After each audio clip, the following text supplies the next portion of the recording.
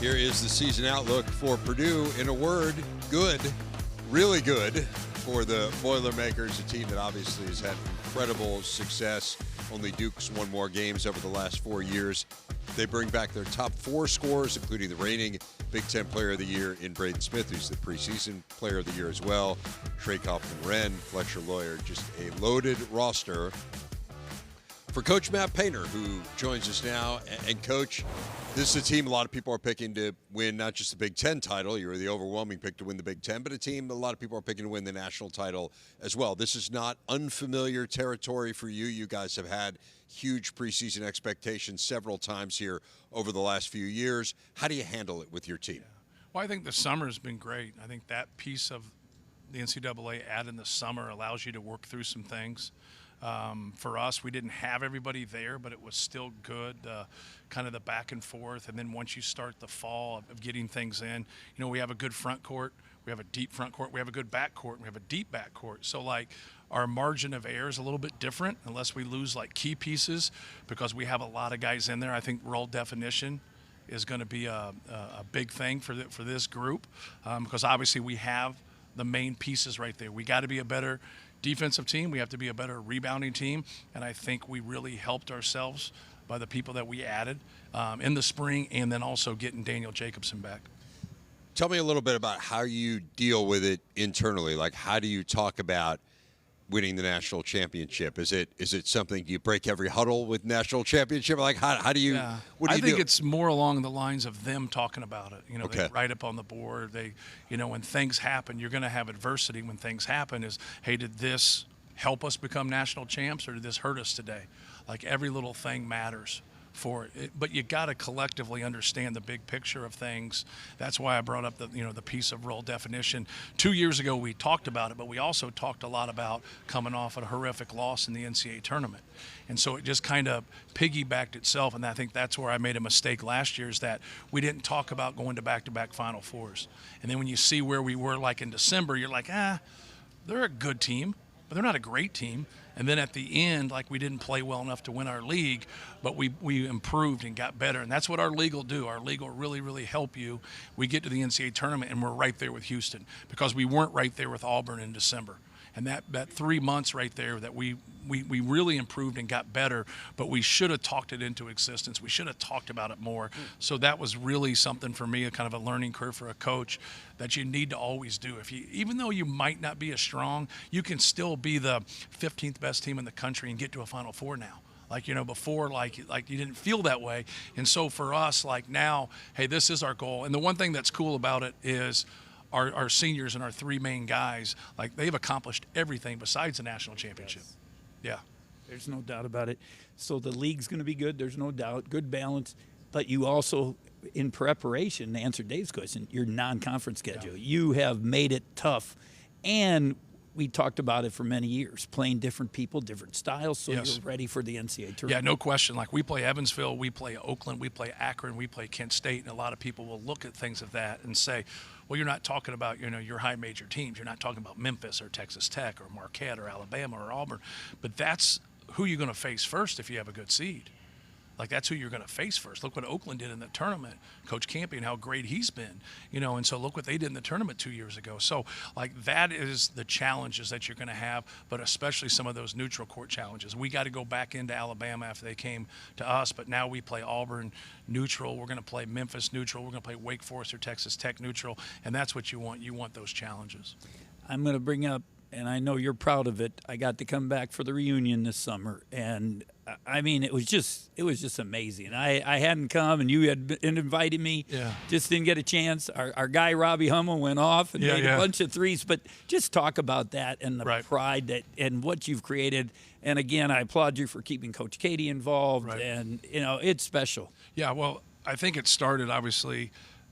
I'm fortunate because it was his blueprint, right? Not just for like coaching and teaching and things like that, but for a program. And he would always talk about that. Anybody can have a good team, but can you have a good program? Do you have discipline in your program? Do you graduate your players?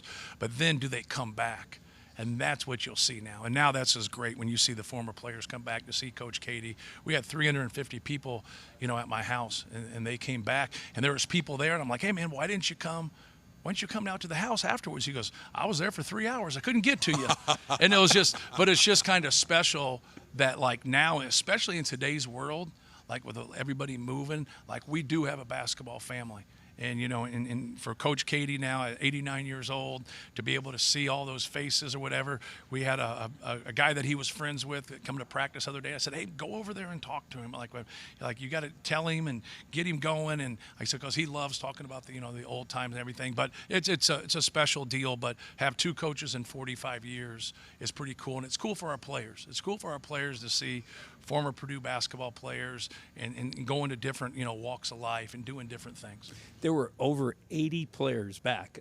I think the oldest one played in 57 or somewhere in there. And, I mean, you just think of that pride. And those guys love being there. And, you know, it was really special. I want to talk a little bit about the guys you've got on this year's roster. And, look, everyone knows about Braden and Trey. And, I mean, it's an incredible group. But I think what a lot of people are excited about is the other pieces that you've gone out and gotten. Like you take 2 of the best players, maybe the 2 best players in the league, and then you augment it with some of these young faces. I mean, Omer Meyer had an unbelievable summer and is a great international player. Oscar Clough coming in, who's been a fabulous player at a mid-major level. Let's talk about Meyer first. Like, how does he fit in with Braden? Can you play him at the same time? Like, what does that look like? You can play them both at the same time. He's really learning there. He's been a ball-dominant player, so learning to play with him also. Obviously, we have Jakari Harris and C.J. Cox there, too, competing for that. Oscar Clough gives us that rebounder. Second in the nation in rebounding. We weren't a great rebounding team.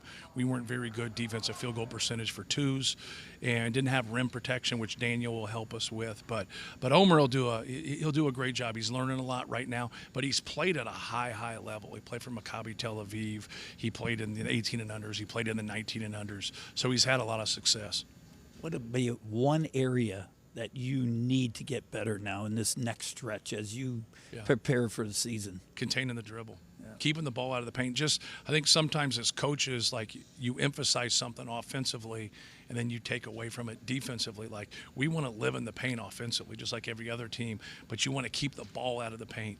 We've played in a drop a lot because of our size, and then you just can't be a no middle, no paint team and you're in a drop because you're allowing it in there. Even though they could get to their runners and floaters that you want, you're still allowing in there. So we've just tried to be more aggressive this summer and the fall in our ball screen defense, trying to get the ball out of there.